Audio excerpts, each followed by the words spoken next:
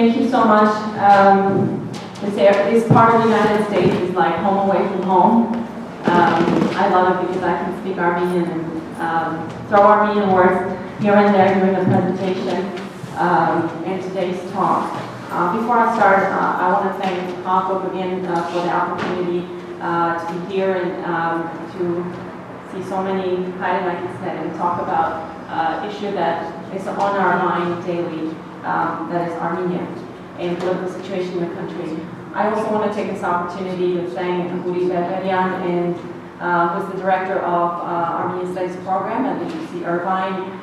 It is thanks to them that I'm here today. I'm actually having a talk tomorrow at University of California, Irvine. I'm currently doing research on Diaspora. Last year at ARPA conference I spoke of the current research. I've made some progress and will be presenting some additional findings tomorrow. So thank you so much, Jakob. Thanks to Hori and University of Irvine. Let's start the, are you having difficulty? Okay, do you want me to look at it? No, it has to see just a minute. Okay, so if you noticed the first slide and actually the cover of the book carries a photograph. Because I also worked as a marketing consultant in my professional career, I took that path as well. For me, visualization is also very important. Just like as a scholar, for me, articulation is very important. The word is very important. So I took some time in trying to find the right image that would reflect the content of the book. And the image that's on the book is the photograph by a very well-renowned Armenian photographer. His name is Ghaplanyan. And among other very prominent photographers of that era, which is the late 1980s, beginning of 1990s, he took some incredible photos of that turning point in Armenian history. And the photograph, the photograph depicts the rally on the day when Ghaplanyan was actually elected. It was the first presidential election of independent Armenia in 1991. And there are a lot of very important elements in that photograph that captured me and spoke so deeply with the content of the book.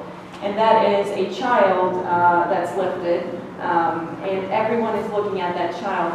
In a sense, that child represents the future of Armenia. I actually had a wild idea of reaching out again to Zaven and seeing if we can find that child, because that photograph is made in 1991, and now 27 years later, he or she is an adult, in their essence representing the post-independence statement of Armenia. Another very important aspect of that photograph is where it was made. It was made on the intersection of two important streets. One was Tigran-Metz Avenue, and the other is Ghaplanyan Street. And if you know Yerevan well, you know that at the intersection of those two streets is a very, very important building to Armenian history, and that's the building where the first Armenian Republic's government sat. So in many respects, that photograph carried so much symbolic and also emotional elements for me, because I'm born and raised in Yerevan, that I said that that is it. And gracefully, thanks to Zaven, my book Jones is photographed. So, do you want me to look at it? We'll have something is happening in the projector. Is it with a projector? It's probably the projector. It's turning it off and on again, so we'll pick it up. Okay. I don't know what. Sorry, but Actually, if I have my slides, I can start without no, them. it should work, but Reboot can they work? Pardon? Reboot can they work? we'll take it a minute or so. Okay. You can speak about the new developments in Armenia in the meantime or something. Well, actually, yes, I was going to talk about the new developments towards the end, because that's how my book ends with This should be a minute or so. Okay, so let me start with why did I begin to study political elites and political leadership. What I realized as a researcher over the course of a few years before I engaged in doctoral studies is that Armenia is, as Mark very poignantly noted, has been studied from historical perspective. We know Armenia from the books of historians. More so, and I'll note in my presentation, I'm not sure about the actual name of the books of Armenian history in the diaspora, but in Armenia, up until late 1990s, the history of Armenia was called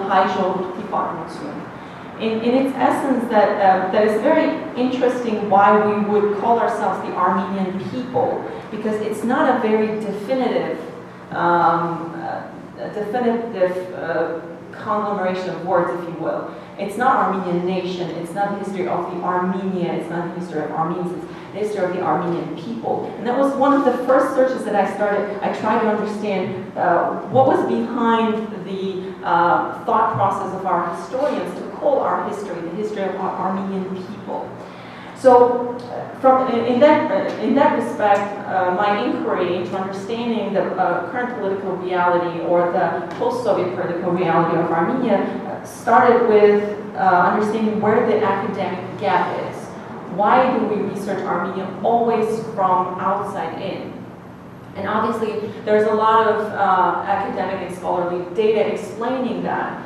But there seemed to be a significant academic gap as to what were the internal processes that led to the formation of certain political class in post-independent Armenia. There's also a significant reason why, and we had long debates with my colleagues and my supervisor as to what should be the title of the book or what should be the overall motif of the book. Because Armenia is an independent country. We gained our independence and sovereignty in 1991, so essentially we should refer to Armenia as post. But in my book, I very consciously decided to call it post-Soviet Armenia because in many respects, our society, our political structure, our political culture, our institutions, and our mentality carries a heavy load of the 70 years history that preceded our independence. So in that respect, I very consciously chose to reflect and to analyze Armenia from that perspective, from the perspective of continuity of a lot of what was instilled during the Soviet era. It's not working. Okay.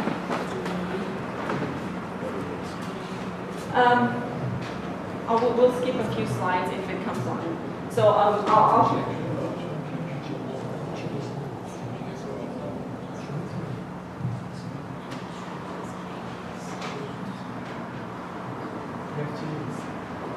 It's not seeing the computer for some reason. Maybe a second time.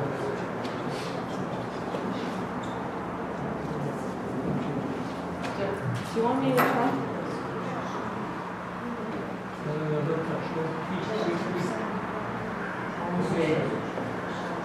The projector is not turning on, right? The projector is not connecting with the computer for some reason. It was connected, but then I moved the computer and then it went back. I'm turning it on. Maybe reboot your Mac. Okay. Just It's technical intermission. Let me try. Connection if you lose.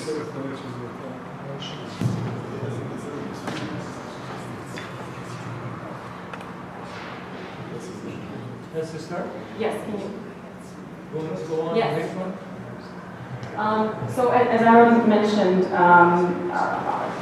body of literature on Armenia always for some reason juxtaposes geopolitics to domestic politics. And if you compare the body of literature on both, there's a lot more analyzing Armenia from outside in. So looking at the volatile geopolitics of our region, looking at the Nagorno-Karabakh conflict, looking at Turkey, the relations with Russia and other neighboring countries.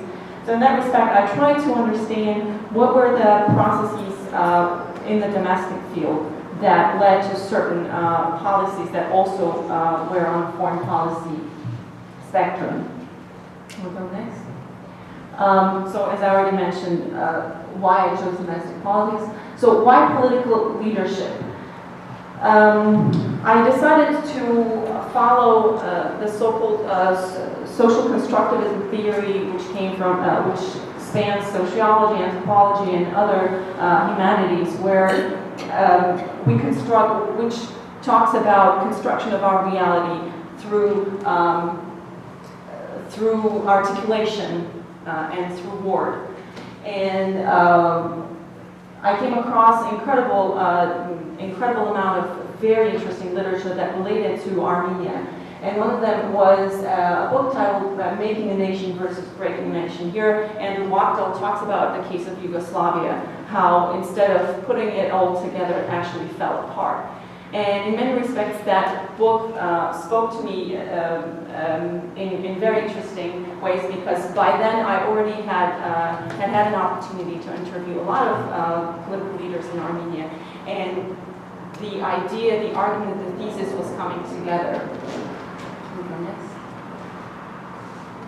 So the Ottoman Turkish government of early 20th century first aimed to destroy our political elite, and that's exactly what they did.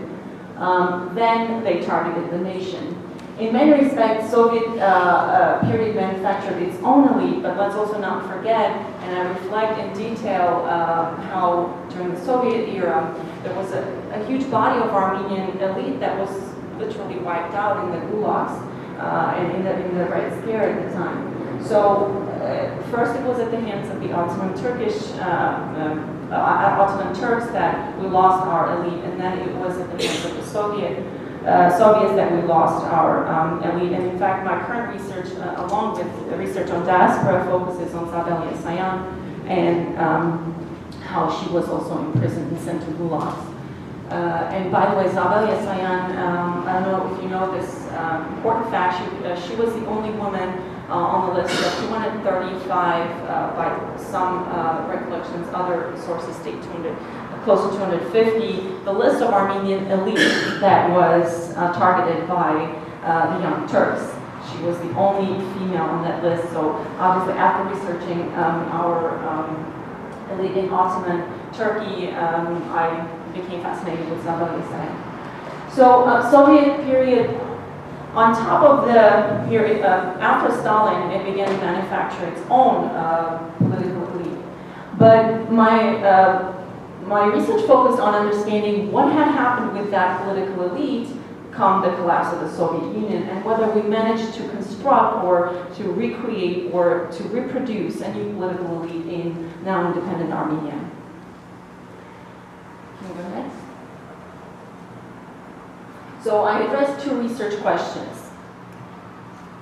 The first one is, who constituted the new political class and how it emerged in the liminal state of Armenia's post-Soviet transition?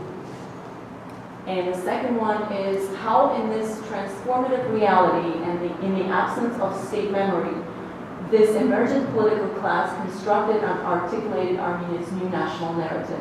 And I want to focus a little bit on a few sentences here. The transformative reality. Essentially, what we witnessed at the end of the collapse of the Soviet Union is the end of an empire. And in that reality of disintegration, we had to reconstruct our own reality. And there's a good amount of academic literature on why, for example, Baltic states succeeded. And that literature talks about state memory that the countries like Lithuania, Latvia, Estonia carried because they joined the Soviet Union in the 1940s after Second World War. So, whereas in case of Armenia, we did not have the state memory. The 2 short little years of our first republic weren't merely enough to recreate what the very little that we could create between 1918 and 1920. So essentially, in the absence of state memory, in that very transformative reality, which essentially can be defined as political and institutional chaos, how did these people come to power, and what type of narrative, or in other words, what type of meaning creation did they do?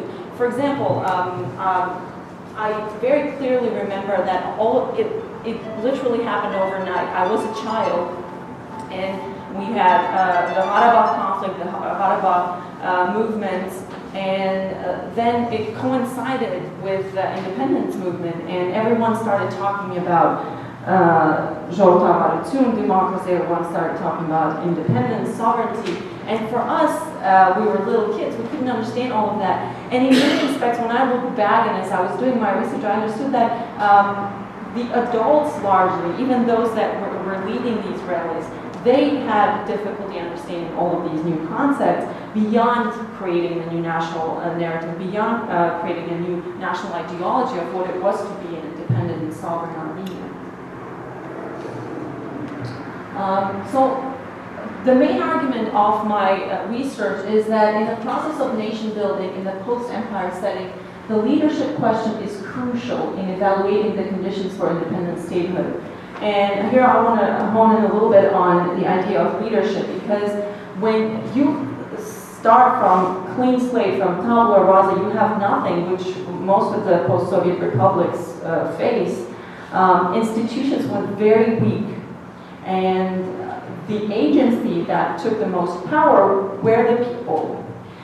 And this is exactly why I decided to understand, how did these people come to power? Who were they? What was their thought process? How did they construct the new national narrative? How did they create the new meaning, which led obviously to the consequent national narrative, to defining what it is important for Armenia, what it is to be Armenian, essentially. And the methodology, as Mark reflected a little bit, I combined historical narration, I combined data analysis, but what the key aspect of my methodology was interviewing the politicians themselves, because essentially when you read interviews, when you read analysis, when you read political platforms, when you read speeches of politicians, that's all chewed up and processed information. It's very hard to get to the core of what these people really mean. What do they stand for? What do they believe in? And I realized that for me, in order to get to the core of understanding of how the processes of meaning creation came about, I needed to meet with these people and talk to them face to face. In academia, the methodology is called participant observation, where you're there asking questions, open-ended questions, and you try to understand how sincere and frank these people are. And I managed to meet over 50 politicians from Nagorno-Karabakh to Kazakhstan, and a lot of other politicians who are currently ministers, advisors, or holding other high office in Armenia. And in that respect, that was, I would say, the gem of my research, because that gave me a lot of insight and it gave me a lot of understanding of the political text, the body politic, but understanding between the lines of what actually transpired between the lines.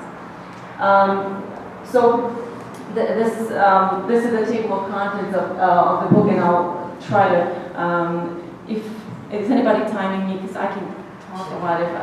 I'll try to, as I feel that you're getting tired, I'd love to make it more interactive, so I'll try to go through these very quick so that we can have a more interactive discussion. I'd love to take your questions. So I start with the introduction, kind of giving an idea of where I come from, what is the methodology, what is my research question, and what is the main argument that I'm trying to prove.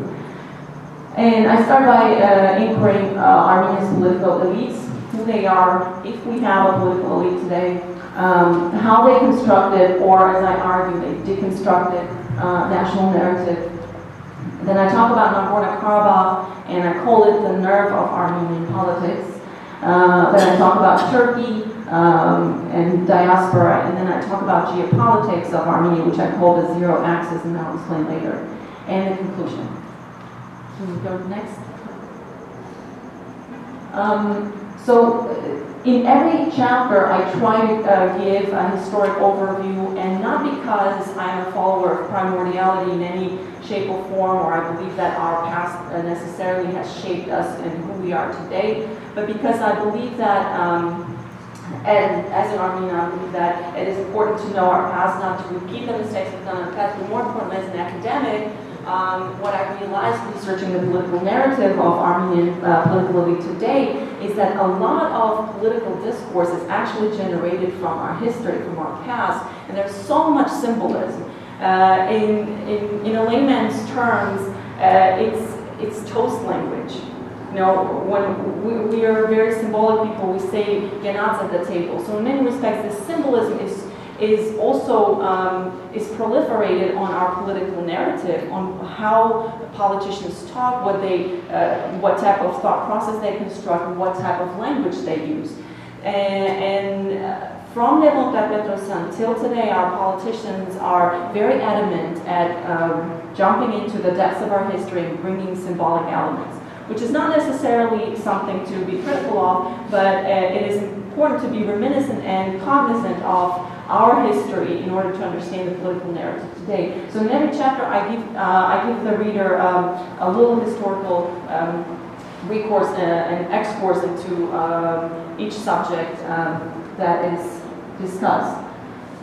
So political leaders of First Republic, the ideological rift, what I found very fascinating and what I'm very thankful to our academics who studied First Republic very in detail, is understanding that there were some very deep ideological rifts in between the various political parties that formed and were part of the first Armenian Republic in 1918-1920.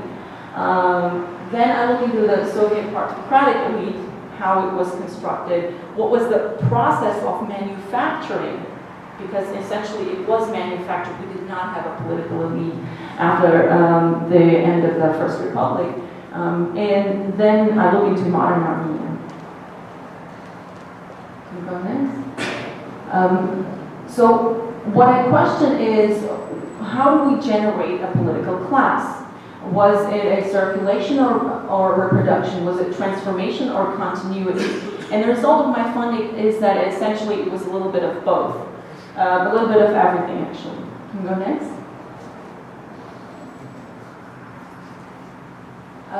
So when I try to profile the various political groups or entourage of various political administrations, we had three. Petrosyan, then we had Kochanan, and we still have today Sargsyan. Much of Petrosyan's political leadership was comprised of ex-Soviet nomenclatura. We had former Soviet dissidents, we had representatives of the diaspora. It was a very actually eclectic mix. And when I talk to politicians, a lot of them, especially the older generation, almost nostalgically reflected and remembered the first convocation. If you recall, it was one of the largest parliaments we had in 1990. I won't be able to tell you the exact number, but it was almost triple the size of what we have today.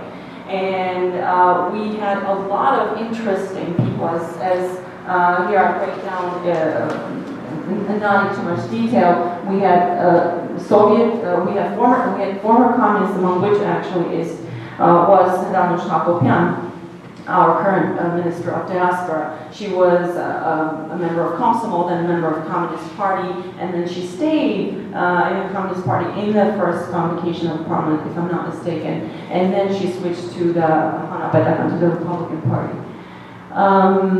Can we go next? So Kochanan's elites, the mix was also very interesting as Kochanan came on the wave of Nagorno-Karabakh conflict, claiming being more Armenian. It's fascinating to read the speeches of both Levon Petrosyan and Kochanan at the time, and how he tried to take over the political narrative and claim to be more Armenian, more protective. So he brought with him Nagorno-Karabakh war veterans, Soviet and Western educated technocrats. So for the first time we saw Kochanan bring some very interesting people, among which were, for example, Armen Gevorkyan. At the time he studied in St. Petersburg, and then he studied in the Netherlands. And he was very, very young. He entered political office very early, and he's still around. Very recently, the last post he held was Chief of Staff. Prior to that, he was the head of the National Security Council, which he was the founder back in 2007. So the reason I'm bringing that particular example is because the next slide, Serge Sargsyan's political elite, I call the political nomads, because essentially there are a lot of same faces kind of migrating from one place to another. Can we go next? I really love this quote in a sense because when you study the 90s and what came off the Nagorno-Karabakh movement and then the economic collapse, the insane conditions in which our society lived in the 1990s, it reminds me of, I think it's very reminiscent of this quote from Keller. She says, just as revolutionary movements retain more of the past than they abolish, so revolutionists come to act like the masters they had promised to destroy. And in many respects, the speeches that, when you compare the speeches that Ghaplanyan gave in the early 1990s, late 1980s, and then what had happened in 1996 during the presidential election, and in fact, as much as he criticized the later administrations, Kocharan's and then Sargsyan's, he was one of the first to bring fraud to the election process. I spoke to election observers who observed elections back in 1996, and they would recall people being at gunpoint. Okay, granted, there's a lot of argument that today the election fraud is a lot more sophisticated, but it all started back in the 90s when Ghaplanyan was in power. So in that sense, much of what he fought against, he brought back, or he brought back in more vulgar and dangerous form. And after 1996, his grip on power began to wane, and he was eventually forced to resign in 1998. It's very interesting, when I was talking to Ghaplanyan, if you recall, also a prominent political leader in the 90s, he's currently, I think, the head of the public, one of the public organizations affiliated to the government. He noted that in the 1990s, when he fought against, he was a political opposition of Petrosyan, when the new political class or the counter elite was forming in the leadership of Kocharan and Sargsyan, he noted very poignantly that it wasn't, and this comes from Manukyan quote, it wasn't actually the Nagorno-Karabakh issue. He weakened his power so much that they could find almost anything to push him out of the office. And that's what had happened in 1998, and Kocharan came to power in 1999. Democratic institution building in Armenia was largely hinged on images rather than rational strategies. And that's also, I recollect coming across an interview, a very brief interview that Ghaplanyan gave in the wake of 1996 presidential elections, when he was asked, how do you plan to fix the economy? Armenia was in shambles, Armenia's economy was in shambles, and he said, I don't know, but I'll find a way, so vote for me. It was a very arrogant response in the sense that he kind of was on this wave of popularity in the 1990s. Even Haile Gyan, back in the day in 1991, when Ghaplanyan won the election, he didn't contest them, and the numbers were staggering. Ghaplanyan won by 70+%. And even then, Haile Gyan wasn't officially opposed to the election outcome. So he was still riding that wave when he said, vote for me, I don't know, but we'll fix it, when Armenia's economic situation was abhorrent. So essentially what we had already in the 90s was a reconfigured form of authoritarianism, especially in the form of government we had back then. What Ishiyama and Kennedy, both scholars on government systems, they called it super-presidentialism back in the day, because Petrosyan favored French form of government. He adopted, almost copied the same form where executive branch had a lot of power, so he had a lot of power. It was actually Kocharan who, when he came to power, adopted legislation and eased the grip of the executive branch on the overall power, and Armenia became a semi-presidential country. If we could go to the next slide. And the reason I'm reflecting on it today is because a few days ago we marked Armenia's next turning point, becoming a parliamentary republic. So this was an important chapter, understanding of how we constructed or attempted to construct and essentially deconstructed national narrative. Can we go next? The Armenian political elite, given the post-Soviet reality of weak institutions, which I mentioned, and nascent democracy, played an instrumental role in shaping the discourse around the concepts of national identity interest. Ronald Sunni has co-authored a very interesting book called Articulating a Nation. It's a longer title, but essentially what it talks about is the role of intellectuals in constructing what it is to be a nation, because it's actually going back to Benedict Anderson and other similar scholars. Nation, the concept of nation, is an artificially political construct. And I'll come to that if you can go to the next slide. There were very interesting four themes, overall themes in our narrative that I came across, and I kind of grouped them together under certain titles. The theme of survival, the theme of security, the theme of exceptionalism, and the theme of nation versus state. And as you read the book, these themes come across in every chapter as they relate in one form or another to the subject at hand. Can we go next? So just to give you an idea, in Armenian, you know that nation is us.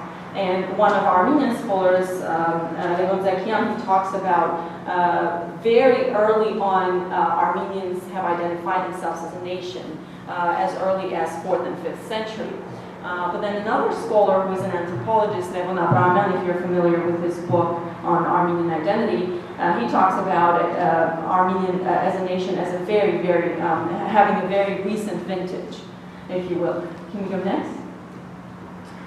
So as I mentioned, Ghaplanyan talks about Azerbaijan. He actually does a vernacular analysis of Armenian, etymological analysis of Armenian language, and he says that, you know, it's because Azganun is a surname, is a family name. For Armenians, for centuries, the concept of Az was very dear and very close and very internal. And he talks about primordiality and early vernacular mobilization of the Armenian people. But Ghaplanyan argues against that, saying that nation is actually a very recent vintage. And if we actually do a little bit of a close analysis of our political leadership, even the fall of the Bagratids in the 11th century happened because of the feuds of the different noble houses. We couldn't come together around this single idea of a nation. Can we go next? So Armenia's emergent political leadership coupled the new national sentiments with ethno-symbolic narrative, as I mentioned earlier, that constantly would go back to history, in order to mobilize masses, not only in the process of nation building, but also in support of certain policies which varied based on the political leadership and the political dividends they were seeking to gain. I talk about Ghaplanyan in the book where because I talk about vernacular mobilization. He was actually a philologist, and he worked at Maden in the late 1880s. Himself being a child of Syrian immigrants, he knew Armenian history exceptionally well, and he spoke very eloquently. And in many respects, when we talk about vernacular mobilization, that's almost a perfect definition of what had happened at the end of the 1980s, with Levon Ghaplanyan being at the head, at the forefront of the Karabakh movement. Can we go next? So in this chapter, I talk about Armenian imagined community, how we think our nation should be, how we envision that. Then we talk about how that transformed across the centuries, across the millennia, and what had happened actually in the Soviet period, and what had happened in post-Soviet Armenia. Can we go next? So again, here I profile the different political administrations, and in the political narrative of Ghaplanyan, he always juxtaposed concessions of Nagorno-Karabakh versus survival. In his famous speech called War and Peace, actually if you Google it, because it was such a popular speech and it was a turning point for Armenian political history, he talks about the absolute need for concessions in Nagorno-Karabakh conflict. It's a brilliant speech. You can Google it. It's translated into English, and it's also available in Armenian, obviously.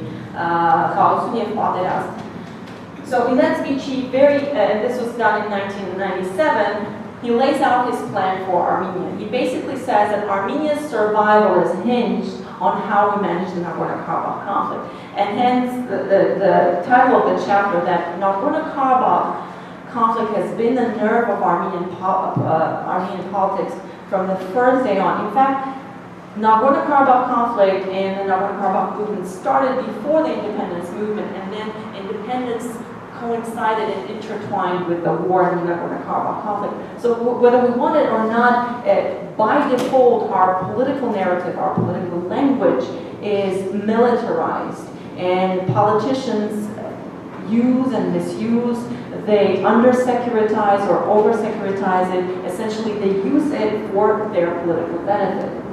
So in the Ghaplanyan period, what had happened is he actually embraced survival. He had a return speech to the speech of Devon Petrosyan, to the Baderazm where he said, no, look how he cited extensively Israel and how Israel survived, not only survived, but flourished in a very hostile environment of the Middle East.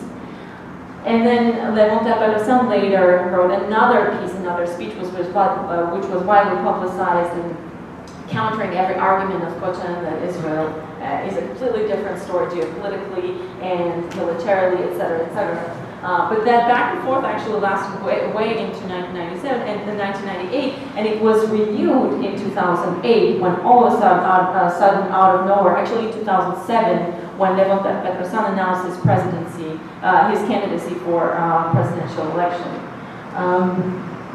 In Sarkisyan's era, it was reimagining the imagined.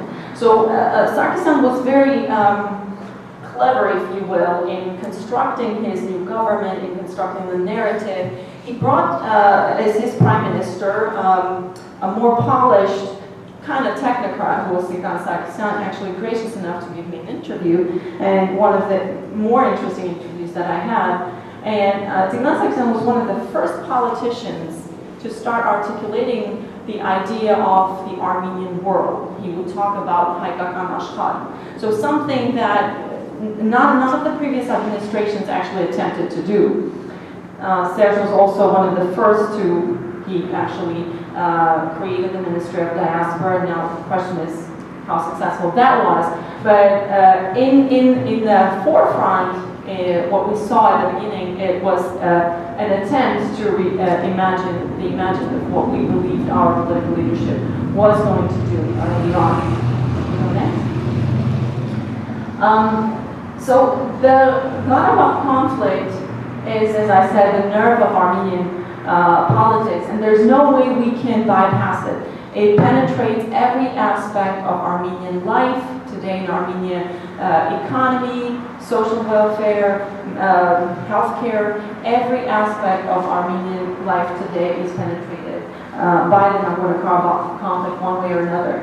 So in order to give a context and understanding of the conflict, the book presents a historical overview, and then I go into detail of describing what actually transpired. I met with some incredible scholars. I met with photographers who were out on the streets in 1987 and 88 taking photographs, and they would recollect the nostalgia they had seeing Yerevan streets filled to the T where they couldn't see an empty space, and they would always say that no other rallies after that brought so many people, except maybe partially when Devon Petrosyan reappeared in 2007 and 2008 to run for presidency again, whether it was his vernacular mobilization, his skill of talking, his skill of inspiring that brought so many people out, but they would recollect that period where, and Harutun Nartan, a very, very good Armenian anthropologist, actually a highly recommended book called Iconography of Armenian Identity. If anybody has heard of that book or has that book,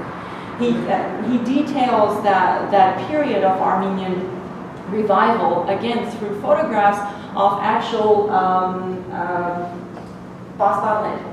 the placards, posters, and he took over 360 photographs of the rallies and the posters on the rallies, and he analyzed the language of those posters, and he said in 90% of the times, or close to 90% of all of these posters mentioned Armenian genocide. So essentially he drew a conclusion that despite the overall belief that Western Armenian identity is constructed around genocide and Eastern is not, it actually is not true. Armenian body politic or Armenian nation carries in itself the element of genocide. And Nagorno-Karabakh was that burst where we vernacularly exposed that we are also, genocide is part of our identity, and Karabakh was that trigger that brought that out.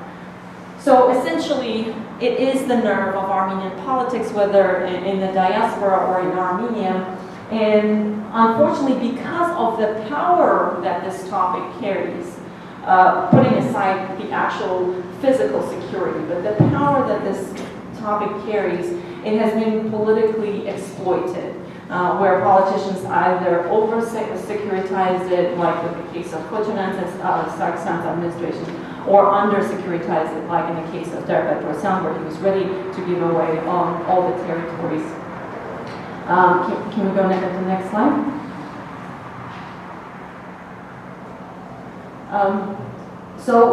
And then I go again in this chapter analyzing what had happened under each of the administrations. And essentially, the Nagorno-Karabakh was that trigger or that price that that Diaspora paid to be ousted of his presidency. What Kochanyan did, and a lot of us forget that he was one of those presidents. Well, we had only 3. But he made a dramatic diplomatic mistake where when he came to power to Armenia, and if you recall, he was in high office in Nagorno-Karabakh. Then he was appointed by Ghaplanyan himself as prime minister, and then he was one of the key people to oust him of his presidency. When he came to power, he said, and at the time. There are clear facts that Nagorno-Karabakh was one of the negotiating sides at the negotiating table. There were 3 sides to the conflict: Azerbaijan, Armenia, and Nagorno-Karabakh. In one of the speeches,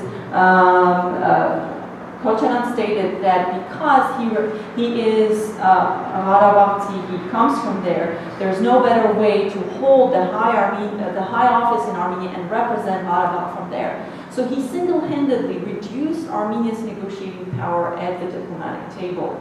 Not very many historians reflect on it, and when I tried to get an official comment, I didn't get to Kochanyan himself. I did interview his spokesperson, Victor Hambatsman, I think, if I'm not mistaken his last name, and so yes, and he was very elusive in trying to answer that question. So essentially, there's very little media documentation of those very few interviews that he gave, but if you look at the historical evidence, it was after Kochanyan came to power that we lost that seat at the negotiating table. Now, there were those that defend Kochanyan and Sargsyan's negotiating efforts in the Karabakh conflict. They cite other reasons as to why we lost the negotiating, mostly because of Baku pressuring, etc. But there is actual evidence of Kochanyan talking about that and saying that he would represent. Also, there are a lot of interviews that were off the record given to me by officials in Karabakh that spoke of that incident where they pretty much were forced to give that table to Kochanyan. It's a difficult topic to talk about, especially knowing that Armenia could have had a much stronger negotiating power at the table had we not made this major diplomatic mistake. So with Sargsyan, what is interesting is you see the dynamic of these talks and meetings and negotiations increase, but in all reality, there are much fewer results. And actually, if you're familiar with the Kazan protocols and you compare them next to each other to what was the proposal by Ghaplanyan, they were almost identical. So with that span of more than 15 years, Sargsyan came back to what originally was proposed by Ghaplanyan. Can we go next? So the case of the Nagorno-Karabakh conflict and the way the political elite of the post-Soviet Armenia handled it shows that guided by the logic of power legitimation, power consolidation, and self-preservation, the political leaders were ready to either offer significant concessions or unnecessarily militarize the conflict. And although Karabakh, being the nerve of Armenian politics, continues to be the most powerful deterrent, for the very same reason it continues to be the most powerful and widely used political tool. And the reason I'm reading this word for word is because I want to stress this, because unfortunately this same narrative has been used to distance diaspora. Diaspora has been kept at bay significantly because of this political issue. Diaspora has been kept at bay politically, saying we cannot afford domestic instability in Armenia because we are a country at war.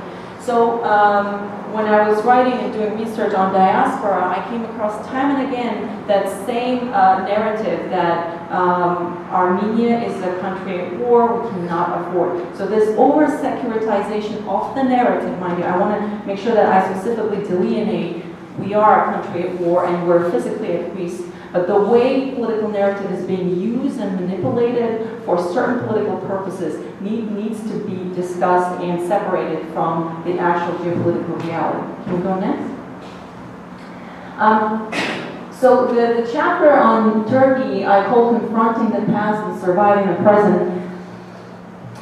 I hate the word surviving. I came across so many times, and it's part of the research and part of the discourse analysis that I did, but it is used and misused and overused by our political leadership. In fact, on the website of the Ministry of Diaspora, there is this quote saying, fine, yes, we have to be united as a nation, but why perkutuna? Why survival? We beat the odds so substantial. We were almost wiped out as a nation. I'm a survivor of I'm a descendant of Armenian genocide survivor. My ancestors, Ghaplanyan, come from Don. We beat the odds. We already survived, but that narrative continues to perpetuate. Even on the website of the Ministry of Diaspora, it says, no. Anyway, we'll get to that. I'd like to discuss more about it because I'm currently also doing the research on diaspora, and it's interesting to analyze the diasporic discourse on these issues as well. But again, this narrative of survival comes time and time again. And because we confronted the past, we kind of survived the present, there's a significant lack of narrative on the future. I'm doing comparative diaspora research, and I'm looking at other diasporic communities around the world and how they work together and how they unite, what kind of narrative, what kind of vernacular language they use. They talk about future. Our politicians don't talk about the future. I don't know whether it's taboo, but when I do discourse analysis of the actual text that they use in their speeches and their communication with the populace, they don't talk about future much.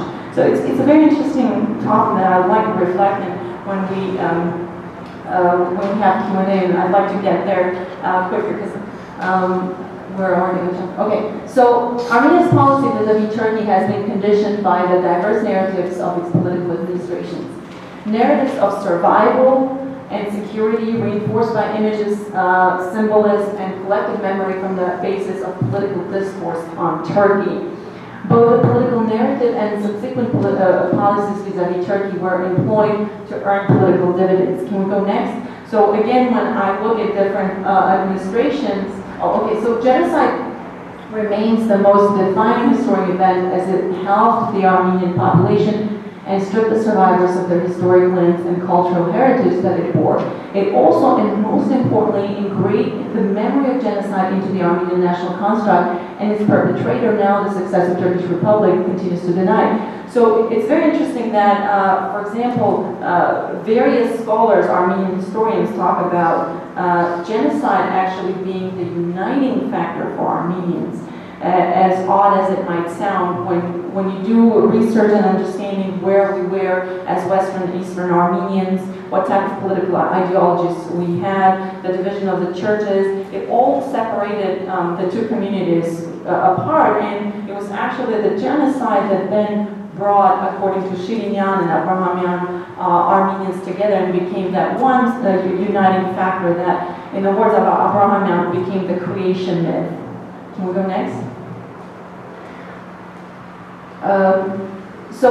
I go into details of Ottoman Armenians being a stateless nation. I don't want to go into too much academic detail right now.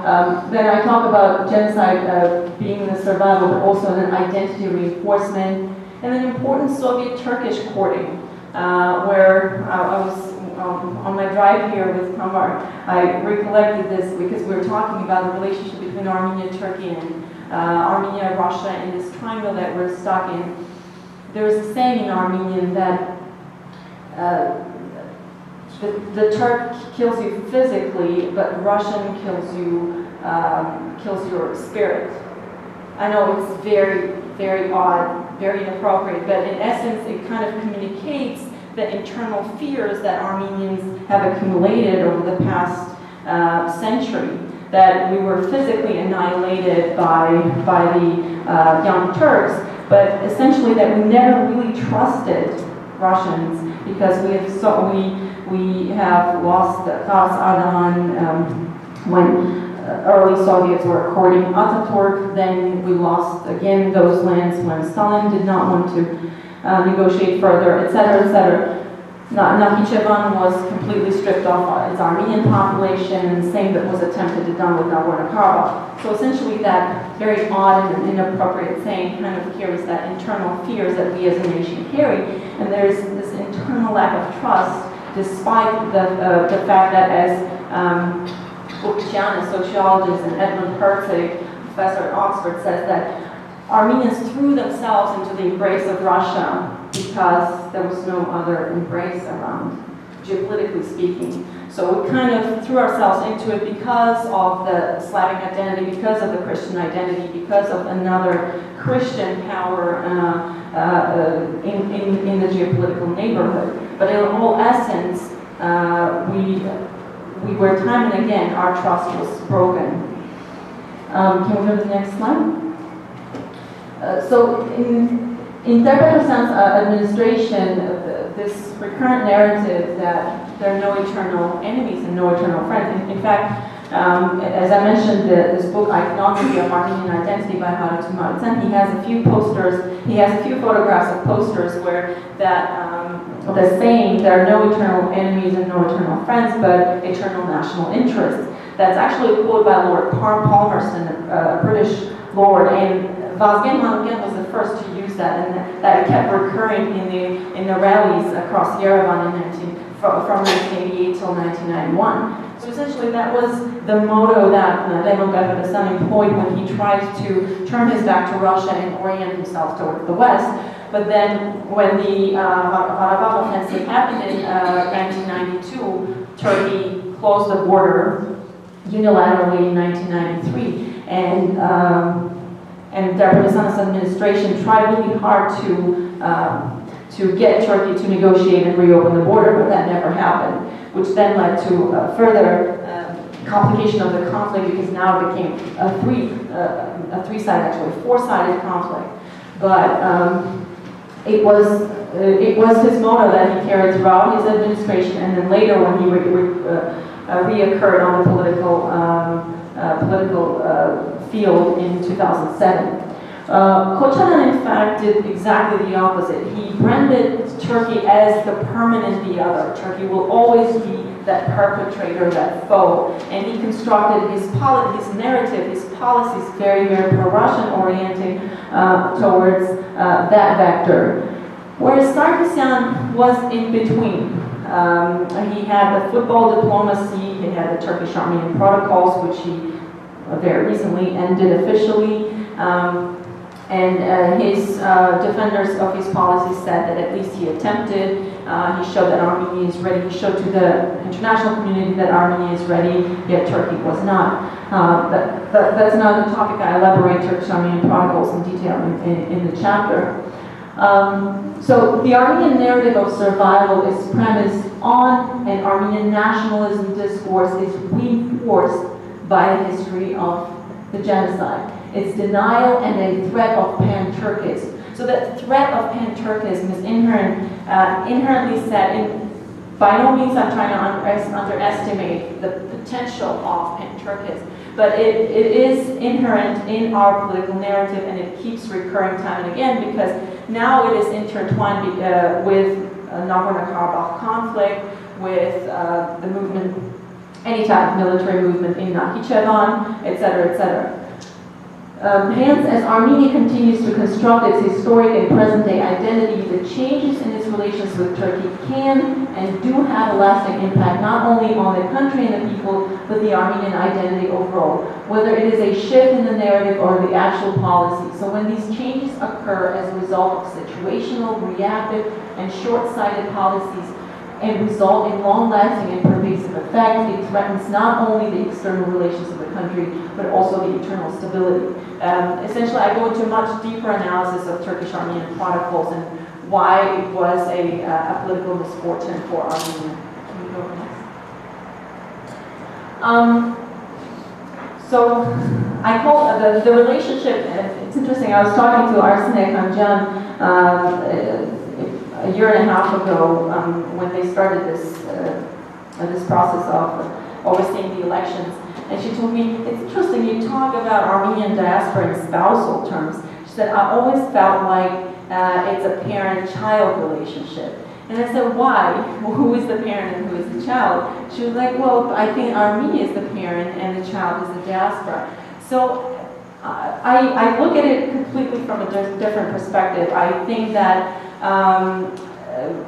quantitatively speaking, a diaspora is so powerful, and it is, in the words of Fatih Dovolyan, a trans nation, but qualitatively speaking, in the sense of the actual land, the geopolitical location, the existence of the state of Armenia, it also has its weight. So in essence, these are kind of a spousal relations, and unfortunately, the past 25 years marked a true failure of that marriage, if you will, and that's why I titled the chapter Armenian Failed Marriage.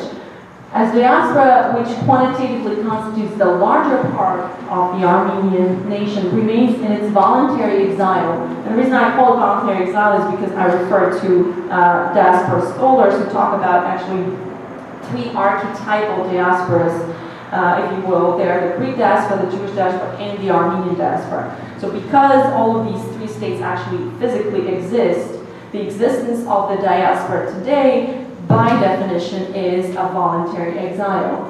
The state, or rather its leadership, continuously fails to articulate the Armenian nation and position diaspora within it. I want us to repeat the word articulating Armenian nation. It's very important because politically speaking, if you analyze, and as I analyze the discourse of our political leaders, it was never inclusive. Our political language was never inclusive. And I said, there was a slight attempt done by Tigran Sargsyan during his administration where he talked about Hayfakan Ashkar, but it really didn't go far. And he talked about it in numerous forums. When I met with him, I asked him to elaborate further, but unfortunately he never institutionalized it into any substantial project, never developed it into any further ideology. So essentially, none of our political administrations really went as far as to articulate what is the body of the Armenian nation.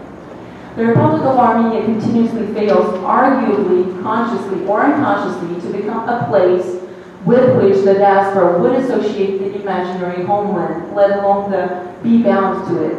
But it is not only the official Yerevan that is to be held accountable for failing to bridge this disconnect. Diaspora organizations and community leaders are at fault as well. And in this chapter, I'm going into further analysis as to, if we can go to the next slide, as to what type of fault we can ascribe to the Armenian state and Armenian political administration, and what fell short in amongst the leadership of the diaspora organizations. Attempting to determine what constitutes a nation, as Benedict Anderson, the author of Imagined Communities, reminds us, is a very complex process.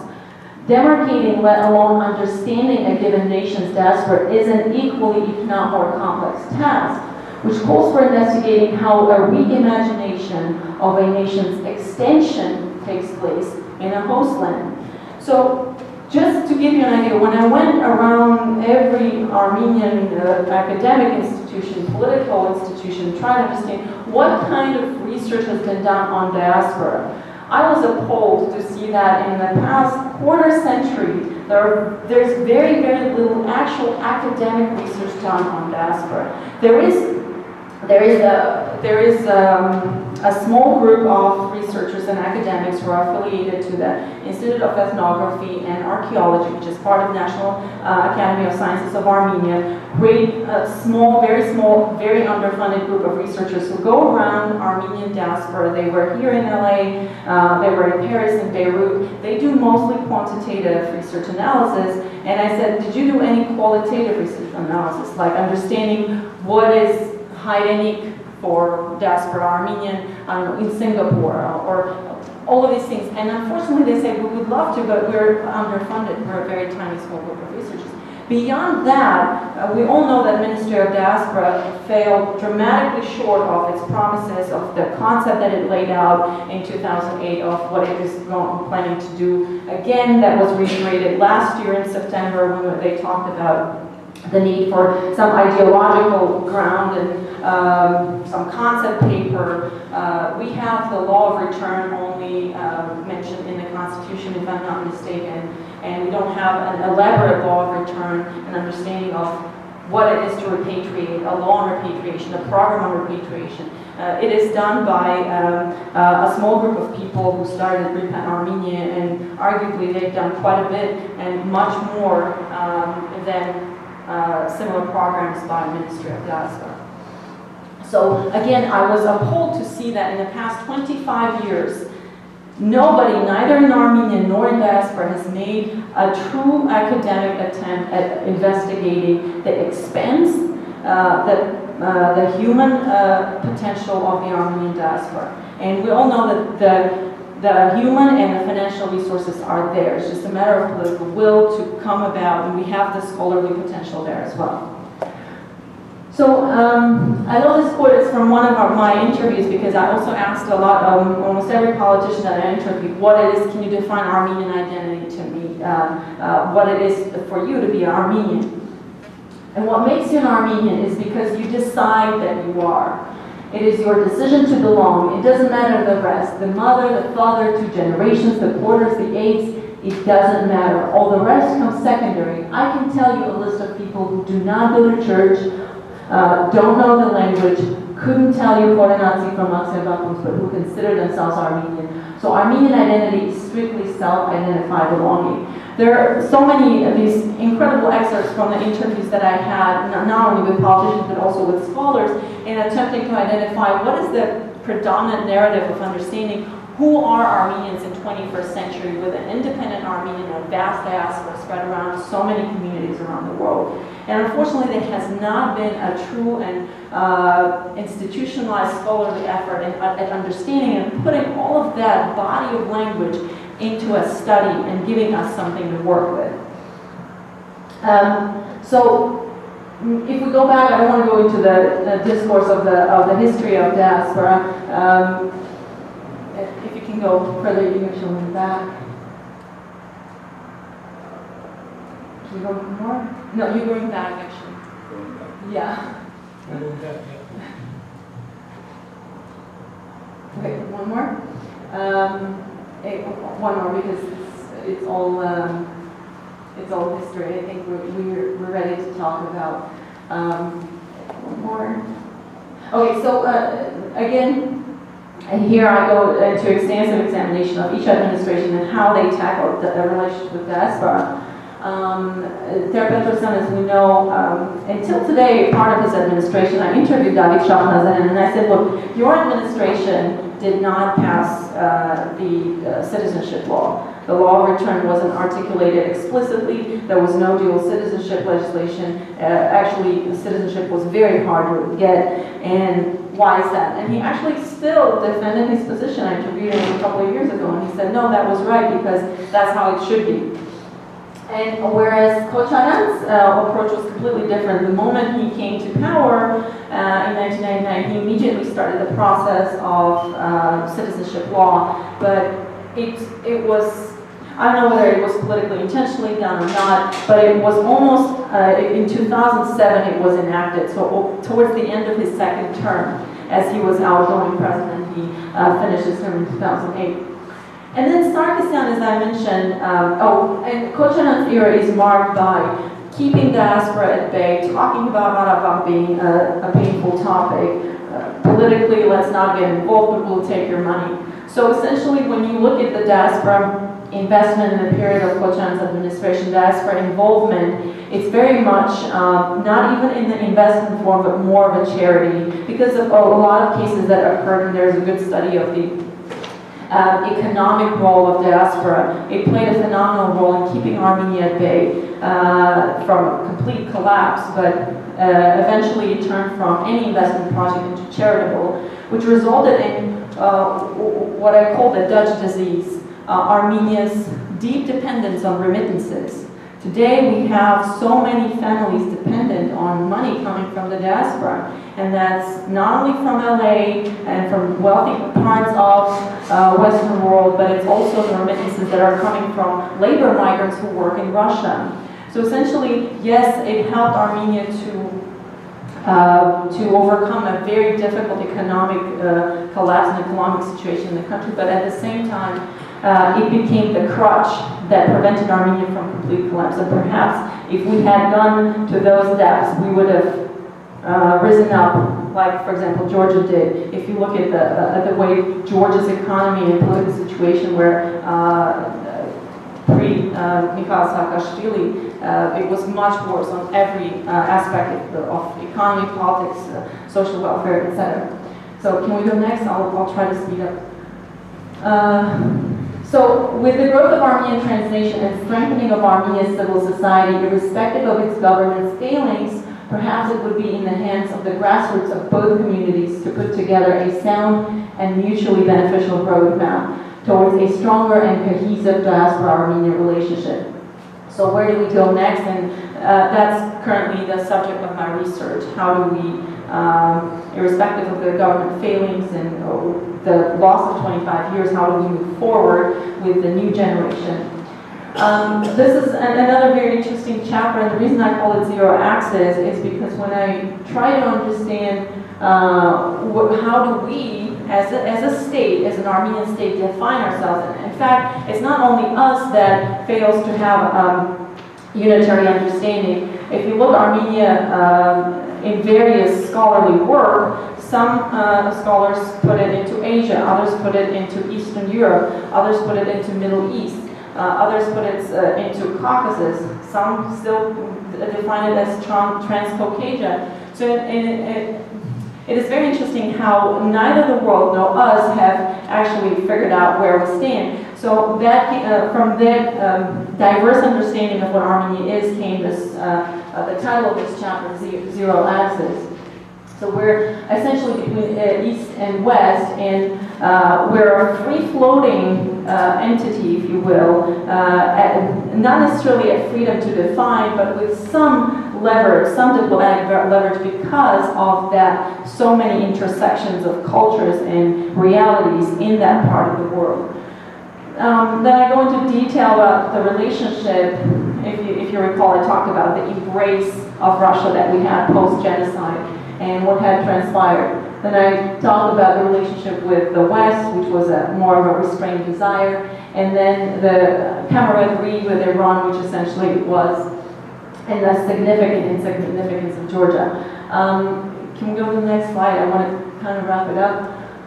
And again, I go into different administrations and how they articulated who Armenia is and where it is positioned. Debretsion was clearly pro-Western and tried to balance Kochanan's. And he was clearly pro-Russian, but his Minister of Foreign Affairs, Vartanovskanyan, quite extensively tried to articulate the idea of Armenia's foreign policy being complementary. He authored a book about it, and he went to quite long extents to try and articulate it, but unfortunately the policies didn't necessarily go in line with his vision. and Sargsyan's pro-Armenian zero axis. When I interviewed Tigran Sargsyan and I said, where do you position Armenia? He said, I position Armenia on the pro-Armenian axis. Something that actually resonates very positively with a lot of scholars, a lot of people, but that didn't necessarily translate into pro-Armenian policies, arguably. Can we go next? Pretty much I just wanted to read a final, in conclusion, I want to read the last paragraph of the epilogue. When my supervisor said, look, you did extensive research, but I want you to end on a positive note because you're part of the new generation. And essentially, I've come to terms with myself, also being very passionate about what happens in Armenia. I've come to terms with myself with the idea that it will require generational change in the country to see substantial shift in the political narrative, substantial shift in the policies and the understanding, and in the articulation of who Armenians are today in the 21st century. So with that in mind, I want to read the last paragraph of the book. As post-Soviet Armenian political leaders construct a political narrative, at times normative and at times merely reactionary, on what constitutes Armenian national interest, their words are separated by a wide gap from their deeds. The gap and growing divide are also there between the people and the contemporary political leadership in terms of both political power and wealth. As Armenia moves further away in terms of time from its Soviet past, it increasingly resembles it. It seems that the longer this liminality endures, the sooner it will complete a full cycle, and the longer partocracy of Armenian Republican Party persists, the wilder oligopolic capitalism will become. The post-Soviet Armenian political class comprised of everyone but leaders, monopolists, oligarchs, pseudo-generals, Western and Soviet-educated technocrats, and pseudo-intellectuals, dubbed by a senior Armenian politician as the bubble of Robert Barons, is however soon to burst, as unlike the hardware of Berlin walls or iron curtains of the late 1980s, this time around the fall of these regimes is only a Twitter click away. Thank you. Sorry, I'm not sure how long I spoke. Was it too long? Perfect, perfect. Thank you very much. So, time for questions.